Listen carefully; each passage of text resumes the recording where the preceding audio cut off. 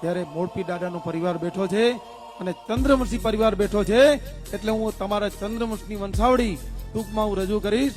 તો પ્રથમના રાજા યાદ, આજના રાજા અલગ, અલગના રાજા નિરંજન, નિरंजन राजा निराकार. तो सर्वे पृथ्वी का मंडाण हुआ, पृथ्वी त्रण कटका भया. तो ब्रह्मा विष्णु ने महेश उत्पन्न થયા.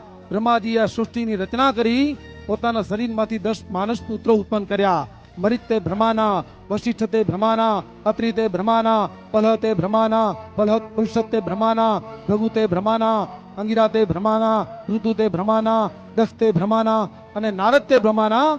એમાં આંખમાંથી ઉત્પન્ન કર્યા, જેમનું નામ અત્રિ ઋષિ પડ્યું છે અને આપણું ચંદ્રવંશી રાજપૂતનું ગોત્ર છે. અત્રિ ઋષિ મહાસતી અનસૂયા, જેમણે 10,000 વર્ષ તપસ્યા કરી. પછી તેમને ત્યાં બ્રહ્મા વિષ્ણુ અને મહેશ ત્રણેયના અંશ અવતાર, 3 દીકરાનો જન્મ થયો. મોટા દીકરા ગુરુ દત્તાત્રેય, બીજા નંબરના દીકરા ગુરુ દુર્વાસા, ત્રીજા નંબરના દીકરા જેના 2 નામ હતા, એક નામ હતું સોમદત્ત અને બીજું નામ હતું રાજા ચંદ્ર. ત્યાંથી આપણો ચંદ્રવંશનો કેળો આવેલો. બ્રહ્માજીથી 56મી પેઢીએ શ્રી કૃષ્ણ પરમાત્મા જેમણે મથુરાની કાળકોટરીની અંદર જન્મ લીધો. વાસુદેવજીને એમ થયું કે જેમ મારા 7 દીકરાને કંસ રાજાએ માર્યા છે, એને આમને પણ મારી નાખશે. આ તો પ્રભુની લીલા હતી. પ્રભુએ લીલા કરી. રાતે 12 વાગે શ્રી કૃષ્ણ ભગવાનનો જન્મ થયો.